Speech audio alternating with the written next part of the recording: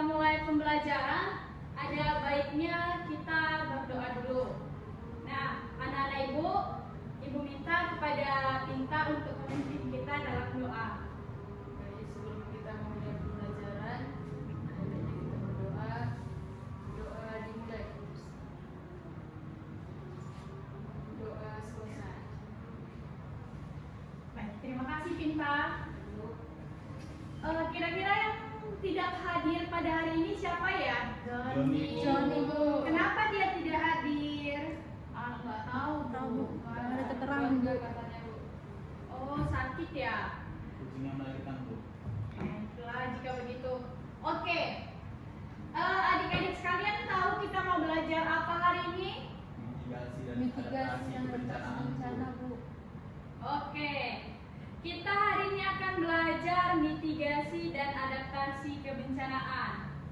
Apakah adik-adik semua sudah menonton video yang Ibu kirimkan di grup? Sudah, Bu.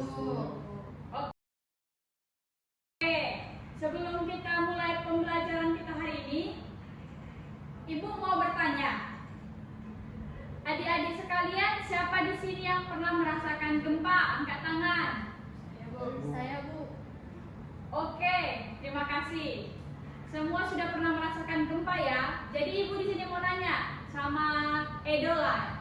Edo, kalau gempa terjadi, apa yang Edo lakukan? Keluar dari ruangan, Bu. Mencari tempat yang aman. Oke. Kalau Opi contohnya gempa di rumah Opi, apa yang Opi lakukan? Ini, Bu, bersembunyi ke tempat aman, ke bawah meja gitu. Oke. Contoh, Ibu mau bertanya lagi nih sama Mahadi. Mahadi, contohnya kamu lagi di pantai. Lagi santai di pantai, tiba-tiba kamu merasakan gempa. Apa yang kamu lakukan, Mahadi? Berlari ke tempat yang lebih tinggi, Bu, dari pantai biar nggak kena air. Oke, betul ya. Kita kalau merasakan gempa, mau kita lagi di rumah atau lagi di luar, kita harus mengamankan atau mencari tempat yang aman untuk menyelamatkan diri kita. Baik anak-anak ibu sekalian, pembelajaran kita hari ini kita akan belajar melihat peta persebaran daerah rawan bencana di Indonesia. Selanjutnya, Ibu akan membagi kalian menjadi beberapa kelompok. Dan selanjutnya kita akan mempraktekkan bagaimana proses mitigasi bencana. Oke. Coba perhatikan gambar di depan ini. Kalau Cipa, menurut Cipa ini gambar apa Cipa? Akibat gempa, Bu. Oke, kalau menurut Ovi ini apa Ovi? Terjadinya tsunami. Oke, benar ya. Ini adalah gambaran bagaimana ketika tsunami terjadi dan gambar dari efek tsunami serta efek gempa bumi.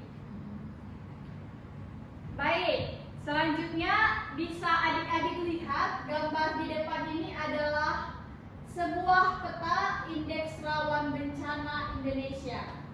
Nah, kalau kita lihat dari peta ini adik-adik semua, hampir seluruh wilayah negara Indonesia itu memiliki tingkat rawan yang sangat tinggi terhadap bencana.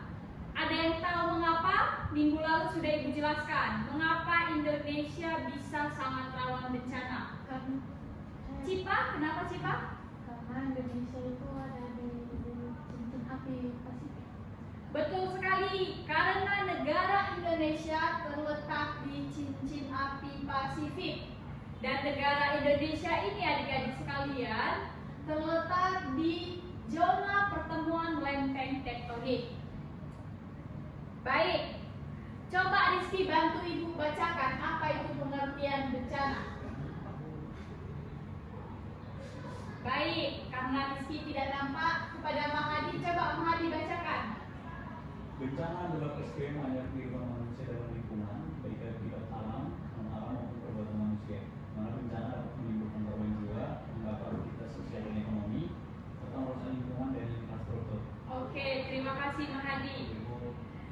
bencana itu ialah peristiwa yang mengancam kehidupan manusia. Nah, Ibu mau bertanya, sekarang kan lagi hangat-hangatnya perang. Menurut kalian, apakah perang itu bisa kita katakan sebagai bencana? Bencana apakah dia, anak-anak Ibu? Oke, betul sekali. Perang bisa kita katakan salah satu bencana non alam, yang dimana itu seperti yang dijelaskan di depan, itu akibat dari perbuatan manusia. Baik, selanjutnya apa saja dampak-dampak yang dapat dirasakan jika terjadi bencana? Yang pertama itu menimbulkan korban jiwa. Yang kedua itu mengganggu aktivitas kita. Yang ketiga itu merusak lingkungan dan infrastruktur. Nah, contoh, apakah di tempat kalian pernah terjadi kebakaran? Pernah Bu, tapi bukan rumah kami. Bukan rumah kalian? Jangan. Ya, tidak. Baik. Nah, contohnya kebakaran. Itu kalau satu rumah yang terbakar, efeknya bukan hanya di rumah itu saja. Dia bisa menyebar ke rumah sebelahnya. Yang itu mengakibatkan itu kerusakan lingkungan dan infrastruktur. Nah, tidak jarang juga bisa menyebabkan korban jiwa. Oke. Tadi kan kita tahu bahwa Indonesia ini adalah negara yang rawan akan bencana. Maka perlu kita yang namanya mitigasi bencana. Nah, mitigasi bencana itu ialah upaya yang dilakukan sebelum terjadinya bencana, di mana itu untuk mengurangi resiko dan dampak yang mungkin ditimbulkan. Contoh itu salah satunya ialah simulasi evakuasi bencana. Adik-adik sekalian pernah melakukan simulasi bencana? Oh, bagus sekali. Berarti di sekolah Pinta dulu, di SMA-nya sebelum di sini pernah dilakukan simulasi bencana. Kira-kira simulasi bencana apa, Pinta? Simulasi bencana gempa bumi, Bu. Oke, bagus. Harusnya seperti itu ya adik-adik. Setiap sekolah itu kita harus ada yang namanya simulasi. Karena apa? Negara kita adalah negara yang sangat rawan dengan bencana. Oke, yang pertama itu kita lihat ialah mitigasi bencana tsunami. Nah, Edo, tolong bacakan dulu Edo sama Ibu di depan apa saja itu mitigasi bencana tsunami. Mitigasi bencana tsunami adalah dilakukan dengan penanganan mangrove di pesisir, sistem peringatan dini tsunami, pendidikan terkait bencana laut, serta pembangunan jalur evakuasi dan tempat pengungsian di daerah pantai. Oke, betul ya. Di sini kalian pernah main-main ke hutan mangrove? Nah, itu mangrove itu bukan hanya sekedar tempat wisata untuk kita bermain saja. Seperti yang sudah dibacakan oleh teman kita Edo tadi, itu bisa digunakan untuk meredam atau mengurangi dari resiko jika suatu saat terjadi tsunami. Karena pohon mangrove itu melindungi pesisir kita. Oke. Selanjutnya kita membaca mitigasi bencana gempa bumi. Kepada Ovi, tolong baca Ovi. Baik Bu, mitigasi dilakukan melalui pembangunan rumah tahan gempa, pemetaan risiko, pengaturan perabot rumah, simulasi evakuasi, serta edukasi cara bertindak saat dan setelah gempa terjadi. Baik, terima kasih Ovi. Mitigasi bencana gempa bumi itu dimulai dari awal. Sebelum kita mendirikan bangunan, ada baiknya bangunan itu harus kita dirikan ialah bangunan tahan gempa. Selanjutnya, seperti yang Ibu tanyakan tadi, harus dilakukan yang namanya simulasi bencana. Lalu perlunya edukasi bagaimana dan apakah yang harus kita lakukan jika suatu saat terjadi bencana gempa bumi. Oke, tolong Mbak Hadi bacakan dulu sama kita apa saja jenis-jenis bencana. Jenis-jenis bencana: 1. Gempa bumi, gunung meletus, tanah longsor, badai, banjir, tsunami, kebakaran, dan kekeringan.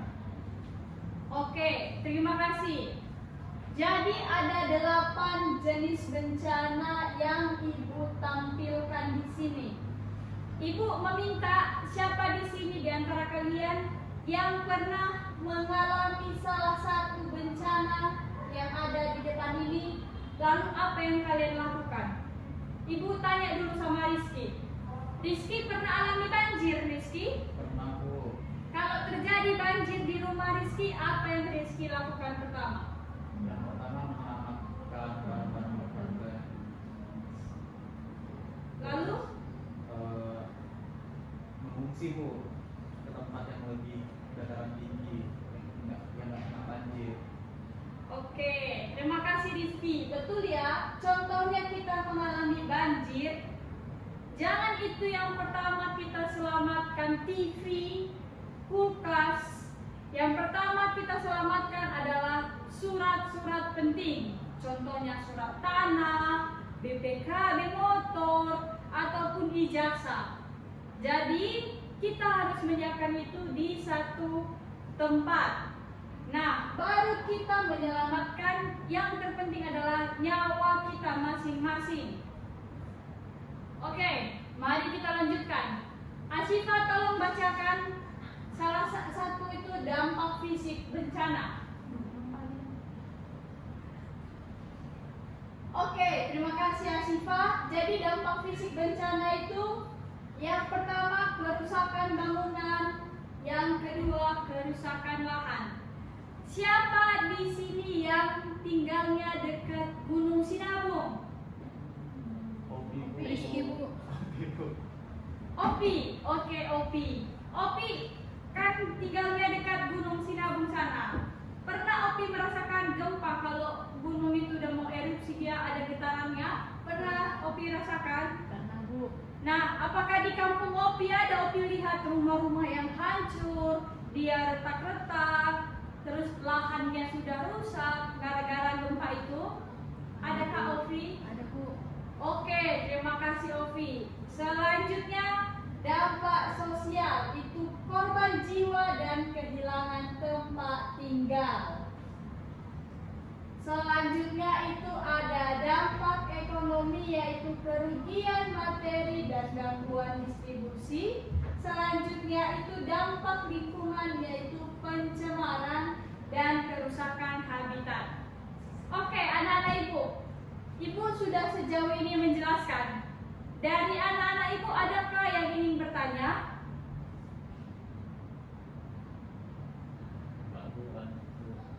Oke, baik. Jika tidak ada pertanyaan, Ibu lanjutkan. Nanti di akhir Ibu yang bertanya.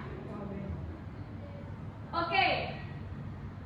Ini Ibu tampilkan upaya mitigasi dan upaya adaptasi bencana. Yang pertama itu upaya mitigasi. Ada kita memetakan wilayah rawan bencana, lalu membangun infrastruktur tahan bencana, selanjutnya edukasi dan pelatihan kepada masyarakat, serta reboisasi dan konservasi alam. Bu, apa itu reboisasi? Nah, terima kasih Pinta. Pertanyaan yang bagus.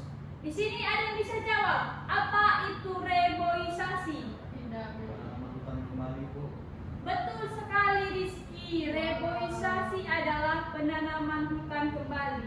Contohnya, di Kampung Pinta ada sebuah hutan, lalu adalah pabrik membongkar hutan itu menebanginya. Nah, perlulah dilakukan yang namanya reboisasi karena hutan-hutan atau pohon-pohon yang ada di Kampung Pinta yang sudah ditebang itu harus ditanami kembali karena kalau tidak itu akan mengakibatkan bencana. Contohnya baru-baru ini terjadi bencana longsor. Nah, itu salah satu penyebabnya karena banyak hutan yang sudah ditebangi tapi tidak ditanami kembali. Oke, saya lanjutkan, yaitu upaya adaptasi bencana. Yang pertama itu membangun rumah sesuai kondisi wilayah. Kita di sini kan tinggal di Sumatera. Jadi kita pasti ada pegunungan, ada bibir pantai. Jadi contohlah Mahadi di kampungnya ada gunung. Bilanglah sama mama, mak janganlah membangun rumah di lereng gunung, mak itu rawan longsor. Nah, contohnya Opi tinggal di pantai, bilanglah sama mamanya, jangan kita bangun rumah di pinggir pantai, itu rawan tsunami. Nah, selanjutnya itu pola tanam adaptif terhadap iklim. Di sini siapa yang orang tuanya bertanya, anak-anak ibu? Nah, kalau kalian tahu, apakah ada tanaman yang kalau biasa kita bilang itu musiman atau bulanan yang ditanami orang tua kalian? Contohnya apa, Mahadi? Kopi bu. Kopi itu berapa bulan sekali, Mahadi, panennya kalau di kebun Mahadi? Panennya sekali 3 minggu. Nah, itulah ya nak, seperti yang disampaikan si Mahadi tadi, itu contohnya tanaman kopi. Itu salah satu itu jenis pola tanam adaptif terhadap iklim. Berarti bisa kita simpulkan bahwa di wilayah Mahadi di Samosir sana itu cocoknya ditanami kopi. Tidak cocok kalau kita tanam kelapa sawit. Nah, jadi itu pentingnya kita memerlukan pola tanam yang adaptif. Selanjutnya itu pemanfaatan teknologi informasi. Anak-anak ibu ada tahu apa contohnya ini, memanfaatkan teknologi informasi ini? Seperti sistem peringatan dini bencana bu. Betul sekali. Contohnya apa itu? Biasanya dia kasih pemberitahuan ke HP kita, apa itu? Yang kaget Yang gempa, kaget. kaget. Betul sekali ya. Contohnya itu BMKG. Itu kalau kita manfaatkan dengan baik anak-anak ibu, dia itu selalu memberikan informasi yang tepat kepada kita. Selanjutnya yang terakhir ialah penyediaan infrastruktur penyesuaian. Sebenarnya yang terakhir ini lebih ke teknisnya saja. Baik, mungkin itu saja materi yang bisa Ibu sampaikan tentang mitigasi dan adaptasi bencana. Oke, anak-anak Ibu tidak ada lagi yang ingin bertanya? Tidak bu. Baik, jika tidak ada, silahkan dibuka Android-nya masing-masing. Ibu sudah mengirimkan soal tes kepada kalian. Silahkan dijawab. Itu akan menjadi nilai ulangan harian anak-anak semua. Baik. Ibu mau minta Edo lah dulu. Edo, sampaikan dulu kesimpulanmu dari materi kita hari ini. Apa yang kamu dapat? Sampaikanlah dulu Edo. Apa yang sudah Edo dapat dari yang Ibu jelaskan selama pembelajaran ini? Ayo, Ibu persilakan. Edo. Yang saya dapat, bencana itu terbagi atas 3, yaitu bencana alam seperti gempa bumi, tanah longsor, kebanjiran. Baru jenis bencana yang kedua ada bencana non alam seperti COVID-19. Kemudian ada bencana sosial, yaitu seperti demo dan atau unjuk rasa, dan juga peperangan. Peperangan Bu. Maksudnya? Oh, perang. Iya. Oh. Oke. Rizky tidak boleh mempercayai teman seperti itu ya nak. Rizky nakal bu. Kasih nilai. Rizky nggak boleh nakal ya nak. Harus saling menyayangi dan mengasihi teman. Oke. Oke, anak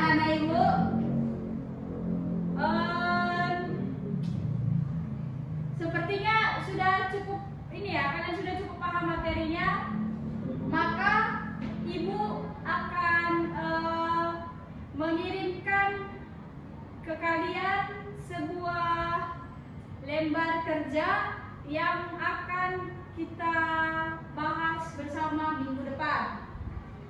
Nah, sebelumnya ini kita ada tugas kelompok. Tolong anak-anak Ibu, kita bagi kelas ini menjadi 5 kelompok.